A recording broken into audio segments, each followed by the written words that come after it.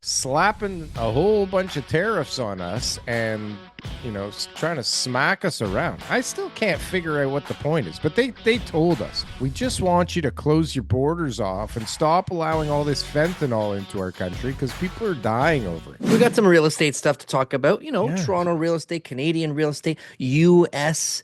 Tariffs. We got Wars. coming in February 1st. Donald Trump. He's only been in the presidential seat for a week. He's only been in power for a week, Daryl. He's causing some Look at all trouble. this stuff he's doing. He's firing the guys who prosecuted him. He's taking the security details off of Fauci. He is going in there and just going, Oh yeah. ooh, this Oh, is he's exactly how gone. it's supposed to be. And he's fighting fire right now. Like all the clips that you watch of him, he's getting some hot questions right now, and he doesn't care, Daryl. He doesn't care. No, What he but you're does worried. care about You are. is slapping a whole bunch of tariffs on us and trying to smack us around. I still can't figure out what the point is, but they told us, and we talked about this from day one. They're really, and they made it pretty clear. I don't know if you saw the video, but they made it really clear. We just want you to close your borders off and stop allowing all this fentanyl into our country because people are dying over it. He's playing a song right now. Well, He's singing a song to get people singing to a do what he song. wants. He's talking about American jobs. He's looking at the economy. He's drunk with power right now. The economy is doing well down south. So he's looking at the situation saying, okay, how do I bring more jobs here and bring, America back to the powerhouse that it's always has, but at least try to keep it here because he's got a war for that top seat with China, right? Mhm. Especially with the whole DeepSeek AI buzz over the last week here, right?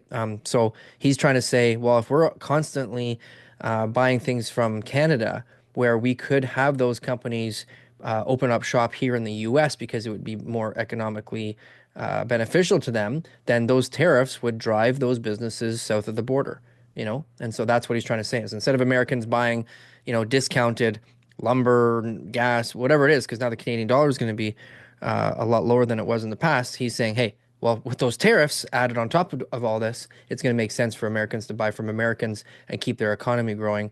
And that's what he wants. I mean, he's doing a good job as far as what a leader should be doing. Like, Yeah, the only snag in the plan is that they currently rely very heavily on a lot of our stuff, and it's not like you can just make a quick transition and boom, there's more lumber mills and boom, there's more of, car plants that are ready to put stuff together. It takes time, right?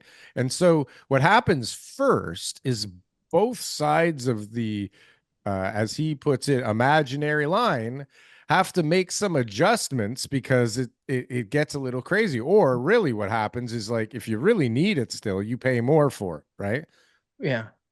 I think, right? Well, Because I sure, mean, if but ultimately, it's a strong-armed position negotiation tactic for him to maybe get some other type of trade agreements done with Canada for us to start maybe purchasing more from the United States than other countries. There could be goods that we're buying from overseas or in Europe, and he wants to maybe start having us buy directly from the U.S. Like it's a trade negotiation, and like I said, he's doing a great job in order to be able to get US to be in a better position. And it sounds like it's working because everybody's talking about it and we're afraid. yeah, And it sounds like everybody's. what he's doing is he's going through with it. It It sounds it like doesn't sound like he's going to back off. There hasn't been any articles or clips that I saw where he's making concessions. He's basically like, no, like this is what we're doing. So we'll see February 1st. it's gonna have deep, deep, interesting and crazy impacts. And as a precaution for this upcoming tariff bomb, we have the good old buddy at the Bank of Canada, Mr. Tiff Yep. McCallum, dropping his pants again by a quarter point. Dropping the rate of quarter points, but more Yeah. importantly is an end to quantitative tightening, Well, right? part and parcel. Which signals the next thing that's going to happen is back to quantitative easing.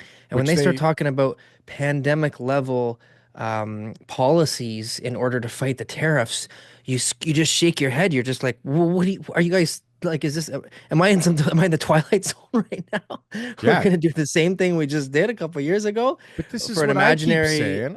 economic crisis for another, Yeah. temporary But one. I've been saying this for a while, and everybody thinks I'm such a moron. And I keep saying, why are they not going to print this time? Like we see in history, every time they start turning on the printing presses, especially more recently.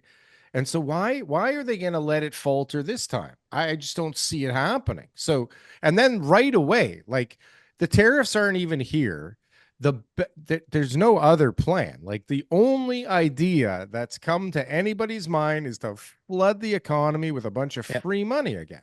Are you looking for the best merch store on the planet?